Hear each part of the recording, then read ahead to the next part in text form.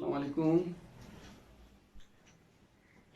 তোমরা যে যেখানে বসে আমার এই ক্লাস উপভোগ করছো, তোমাদেরকে স্বাগত জানাচ্ছি আজকের এই উচ্চ মাধ্যমিক অর্থনীতির এই ক্লাসে। আজকের এই অর্থনীতি ক্লাস উপস্থাপনায় আমি মোহাম্মদ বদরুল রহমান, সহকারী অধ্যাপক, অর্থনীতি বিভাগ, হযরত ইয়াসিন শাহ পাবলিক কলেজ, রাউজান, চট্টগ্রাম। গত ক্লাসে আমি তোমাদের কাছে মেলতাসের জনসংখ্যার তথ্যটি উপস্থাপন করেছিলাম। আজকেও সেই তথ্যটির বাকি অংশ উপস্থাপন করব।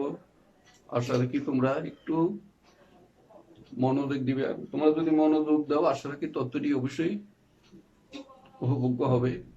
একটি পাঠ ভালো করে শেখার উপায় হচ্ছে সেই বিষয়টিতে ভালো করে মনোযোগ দেওয়া।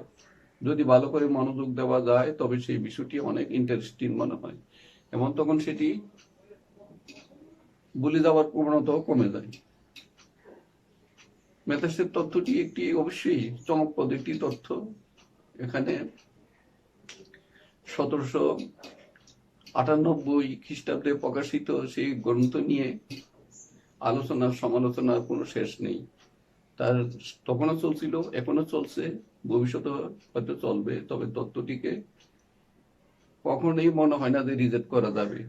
এক এক সময় এক এক পরিস্থিতি আসে, কিন্তু তথ্যটি সেদিনও বাতিল হয়নি, আজও হয়নি। তবে কেউ হয়তো গ্রহণ করবে না, কেউ আবার তার পক্ষ নিচ্ছে। এভাবেই তত্ত্বটি সেই দিন থেকে এখন পর্যন্ত টিকে আছে। আমাদের মতো উন্নয়নশীল দেশগুলিতে যেখানে ভূমি যোগান সীমাবদ্ধ, খাদ্য উৎপাদনের সুযোগ কম এবং জনসংখ্যার আকার বিশাল, সেই সমস্ত দেশে এই তত্ত্বটি অত্যন্ত গুরুত্ব বহন করে। এই তত্ত্বটি সত্যতা অস্বীকার করার কোনো উপায় নেই। তাইলে আসো আমরা সেই মেলতাসের তত্ত্বের বাকি অংশটিতে ফিরে যাই। ওনার মূল বক্তব্যটি আবার শুনি। যদি একটি দেশের জনসংখ্যা নিয়ন্ত্রণ করা না হয়, মানে অনিয়ন্ত্রিত থাকে, সে অবস্থায় প্রাকৃতিক ভাবে জনসংখ্যার বৃদ্ধির হার মানুষের খাদ্য উৎপাদন বৃদ্ধির হারের চেয়ে অধিক। এবং তিনি বলেছিলেন যে প্রতি 25 বছরে একটি দেশের জনসংখ্যা দ্বিগুণ হয়। সেখানে তিনি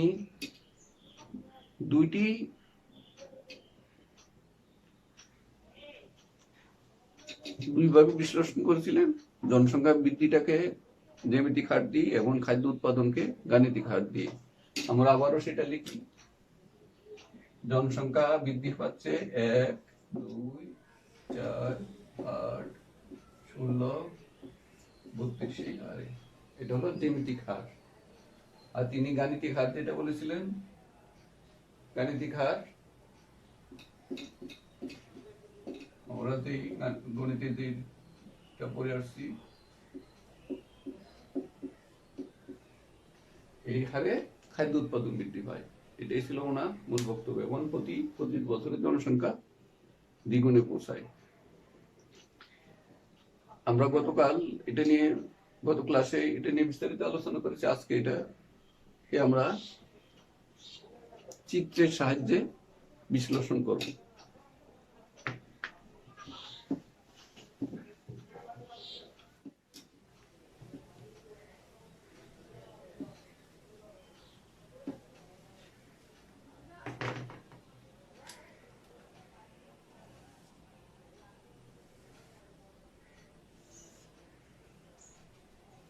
এটা হলো এই তথ্যটিকে সহজে উপস্থাপন করার একটি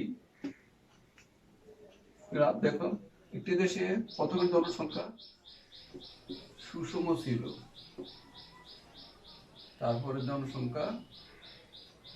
সুষম জনসংখ্যাকে যদি নিয়ন্ত্রণ করা না হয়, তাহলে সেই জনসংখ্যা যদি স্বাভাবিকভাবে বৃদ্ধি পেতে থাকে, তাহলে তা খাদ্য উৎপাদনের চেয়ে বেশি হারে বৃদ্ধি পাবে। ফলে দেশের জনসংখ্যা বেশি হবে এবং খাদ্য উৎপাদন কম হবে। খাদ্য এবং জনসংখ্যার মধ্যে একটি ভারসাম্যহীনতা সৃষ্টি হবে। অর্থাৎ জনসংখ্যা বেশি কিন্তু খাদ্য উৎপাদন কম। দেশে জনসংখ্যা বেশি কিন্তু খাদ্য উৎপাদন কম, অর্থাৎ খাদ্যের চাহিদা বেশি কিন্তু যোগান কম। জনসংখ্যার তুলনায় খাদ্যের এই ঘাটতি, এই অবস্থাটাকে এখানে অতিরিক্ত জনসংখ্যা হিসেবে ধরা হয়েছে। অতিরিক্ত জনসংখ্যা, সুষম ছিল জনসংখ্যাটা। হ্যাঁ, একটি দেশে প্রথমে জনসংখ্যাটা সুষম, কিন্তু যদি সেটা নিয়ন্ত্রণ করা না হয় তাহলে সেটা আস্তে আস্তে জনসংখ্যা বৃদ্ধি পেতে পেতে অতিরিক্ত হয়ে যাবে, কারণ সেখানে খাদ্য উৎপাদন জনসংখ্যার সাথে তাল মিলিয়ে বৃদ্ধি পাবে না। ফলে সেই জনসংখ্যাটা অতিরিক্ত জনসংখ্যা হিসেবেই চিহ্নিত হবে। এই অবস্থা যদি বজায় থাকে, অতিরিক্ত জনসংখ্যা যদি বজায় থাকে, তাহলে ম্যালথাসের মতে তিনি বলছেন যে অতিরিক্ত এই জনসংখ্যাটুকু প্রকৃতি নিজেই ভারসাম্যে ফিরিয়ে আনবে, যেটাকে বলা হয়, বলেছেন তিনি, জনসংখ্যা বিস্ফোরণ। সেটাকে তিনি বলেছেন জনসংখ্যা বিস্ফোরণ অথবা প্রাকৃতিক নিরোধ।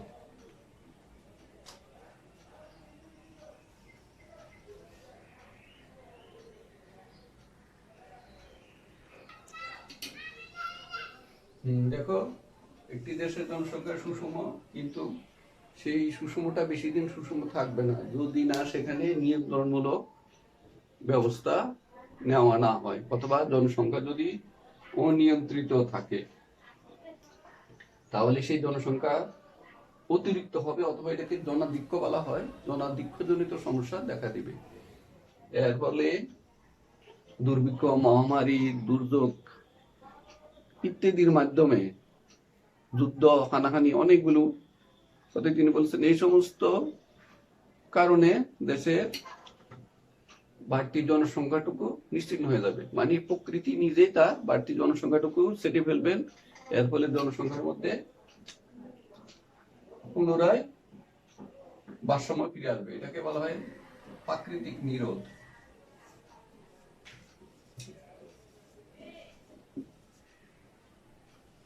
এটাকে বলা হচ্ছে যে প্রাকৃতিক নিরোধ। এই প্রাকৃতিক নিরোধের মাধ্যমে জনসংখ্যার বাড়তি অংশটুকু নিশ্চিহ্ন হয়ে পড়বে। ফলে প্রকৃতি নিজেই ভারসাম্য ফিরিয়ে এনে দেশে আবার সুষম জনসংখ্যা প্রতিষ্ঠিত করবে। প্রাকৃতিক নিরোধ গুলি কি হতে পারে? যেমন যুদ্ধ, বিগ্রহ, মহামারী ইত্যাদি। এটাকে আমরা আরেকটি চিত্রের সাহায্যে উপস্থাপন করতে পারি। এবার আসো আমরা সেই চিত্রটা অঙ্কন করি। তোমরা সবাই পেন্সিল এবং খাতা নিয়ে বসে পড়ো, সাথে একটি রুলার।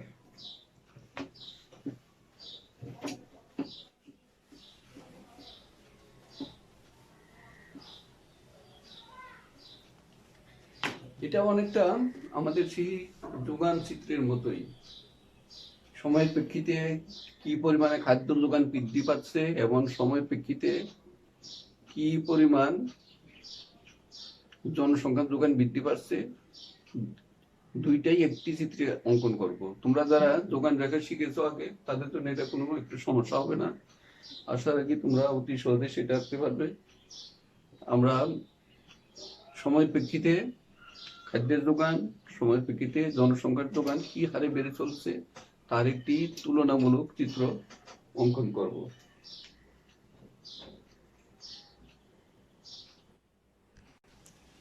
আসলে আমরা চিত্রটা অঙ্কন করি।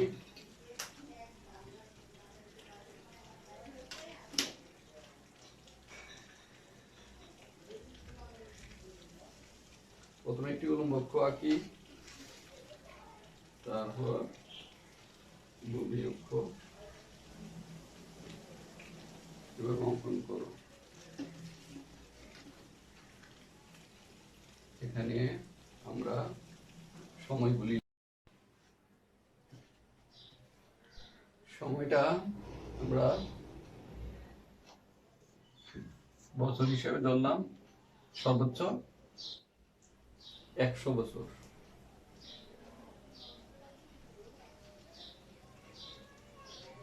পঁচিশ, এগুলো একটু কম হয়ে যাচ্ছে, এটা একটু বাড়াতে হবে। 50,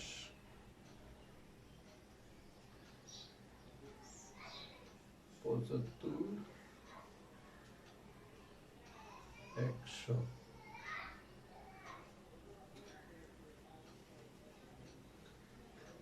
তারপরে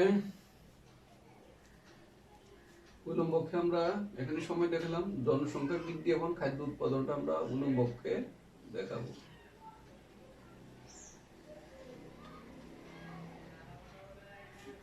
জনসংখ্যা বৃদ্ধি এবং খাদ্য উৎপাদনটা উলম্ব অক্ষে দেখাই। সেটাকে আমরা যেহেতু আমাদের সেই উদাহরণে 16 পর্যন্ত লিখেছি, এখানে 16 পর্যন্তই ধরলাম।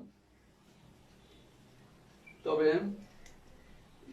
আমরা এই খাদ্যের যোগান যে হারে বেড়েছে 1, 2, 3, 4 করে 5, 6 পর্যন্ত, সেই জন্য আমরা 1 থেকে 6 পর্যন্ত এই সংখ্যাগুলি লিখে নিই। 1, 2, 3, 4, 5, 6 এতটুকু পর্যন্ত আমাদের খাদ্যের যোগান রয়েছে 1 থেকে 6 পর্যন্ত। সেই জন্য এই সংখ্যাগুলো এখানে খাদ্যের যোগানের জন্য লাগবে, সেই জন্য এটা আমরা লিখে নিলাম। তারপরে যেটা আছে সেটা হলো আমাদের জনসংখ্যা বৃদ্ধির জন্য যে সংখ্যাগুলি আসতে পারে, 7-এর পরে 8, 8-এর পরে আসতে পারে আমাদের 16, 8-এর পরে 9, 10, 11, 12, 13, 14, 15, 16 এতটুকু আসতে পারে। 9, 10, 11, 12 এগুলি একটু লিখে রাখলাম, আমাদের মূলত কাজে লাগবে। এখানে 8, এখানে 16, এগুলি হলো জনসংখ্যা বৃদ্ধির ক্ষেত্রে কাজে লাগবে। প্রথমত আমরা খাদ্যের যোগান যে হারে বৃদ্ধি পাচ্ছে সেটি সময়ের প্রেক্ষিতে খাদ্য যোগান কতটুকু বৃদ্ধি পাচ্ছে সেটা উপস্থাপন করি। প্রথম 25 বছর, 25 বছরে 1 থেকে খাদ্য উৎপাদন 2, 1 থেকে শুরু। 0 বছরে খাদ্য ছিল 1, কিন্তু 25 বছরে সেটা 0 বছরে খাদ্য ছিল 1 স্টার্টিং ইয়ার, সেখানে 25 বছরে খাদ্য উৎপাদন 2 হারে বৃদ্ধি পেয়েছে। তারপর 50 বছরে খাদ্য উৎপাদন বৃদ্ধি পেয়ে 3 চলে গেছে। 50 বছরে খাদ্য উৎপাদন বৃদ্ধি পেয়ে 3 পৌঁছলো। তারপরে আসো 75 বছর পর, 75 বছর পর খাদ্য উৎপাদন, আমরা এবার গ্রাফে উপস্থাপন করছি। 75 বছর পর, 25 বছর স্বাভাবিকভাবে 3 থেকে 4 হলেও 75 বছর পর আমরা এই 75 থেকে এখানে টানি আর একটি বিন্দু নিই। তারপরে আসো 100 বছরে 5,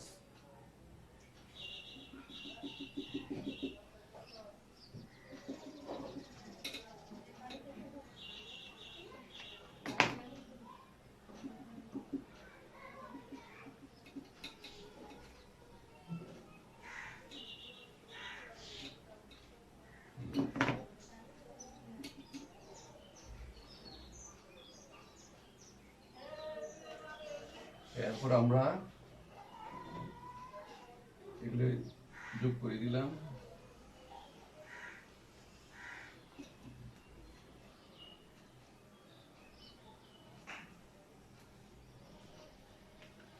বিন্দুগুলির নাম দিই A B C D E বিন্দু। এবং রেখাটির যে কোনো একটি নাম দিতে পারি। চিত্রটা খাদ্যের জন্য অঙ্কিত চিত্র। খাদ্য দোকান দেখাচ্ছে, সমাজ প্রেক্ষিতে খাদ্য দোকান কিভাবে বৃদ্ধি পাচ্ছে সেটা দেখাচ্ছে, সেই জন্য এটাকে আমরা অ্যাপ্রাকে নাম দিই। এবারে পপুলেশন রেখা আঁকবো, জনসমের সাথে কিভাবে জনসংখ্যা বৃদ্ধি পাচ্ছে সেই জনসংখ্যা রেখাটি আমরা এখানে এঁকে নেব। এবার আসো আমরা তাইলে সময়ের সাথে জনসংখ্যা কি হারে বৃদ্ধি পাচ্ছে সেটা আবার দেখি। প্রথম 25 বছরে জনসংখ্যা এবং খাদ্যের উৎপাদন বৃদ্ধি সেম ছিল এখান থেকে। তাইলে প্রথম 25 বছরে একই রেখায় দুটা একই হারে বেড়ে আসছে, জনসংখ্যাও 2, খাদ্য উৎপাদনও 2। দ্বিতীয়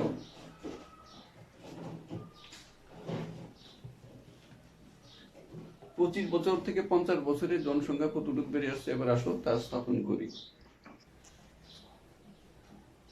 50 বছরে খাদ্য উৎপাদন 2 থেকে 4 চলে গেছে, মানে এখানে আসছে। এটা এই বিন্দুটা সিটা হলো 50 বছরে খাদ্য উৎপাদন বৃদ্ধি, আর এটা হলো 50 বছরে জনসংখ্যা বৃদ্ধি। এটাকে P1 এর নাম দিলাম। তাহলে দেখা যাচ্ছে 50 বছরে খাদ্য নিম্ন এবং জনসংখ্যা আরো ঊর্ধ্বমুখী ছিল, এখানে ভারসাম্যহীনতা সৃষ্টি শুরু হয়েছে। এরপর 75 বছর জনসংখ্যা 8, 75 বছরে আমরা উপরের দিকে যাই, জনসংখ্যা 8, খাদ্য এখানে ডিতে, তাহলে ভারসাম্যহীনতা আরো বৃদ্ধি পেয়েছে। 100 বছরে জনসংখ্যা 16,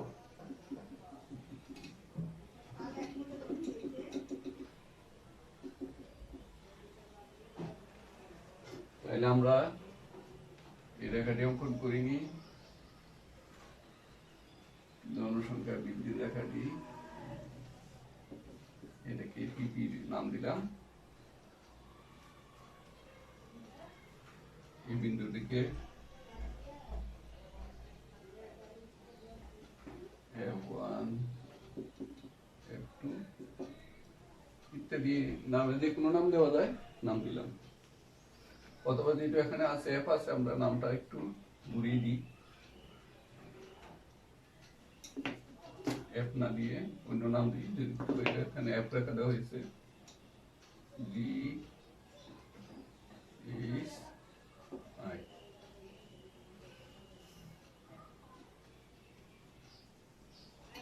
এই রেখাটিতে অতি সহজে দেখা যায় প্রথম 25 বছর পর জনসংখ্যা মান খাদ্য উৎপাদনের মধ্যে ব্যালেন্স বজায় ছিল। 50 বছরে গিয়ে এই দুটোকে ভারসাম্যহীনতা তৈরি হয়েছে, জনসংখ্যা হাই কিন্তু খাদ্য আরো লো। 75 বছরে গিয়ে এখানে ডিফারেন্সটা আরো বড় হয়েছে এবং 100 বছর পর জনসংখ্যা এবং খাদ্য উৎপাদনের মধ্যে বিশাল একটি গ্যাপ তৈরি হয়ে গেছে, ফলে খাদ্য উৎপাদন কম, জনসংখ্যা বেশি। এর ফলে তিনি যেটা বলছেন,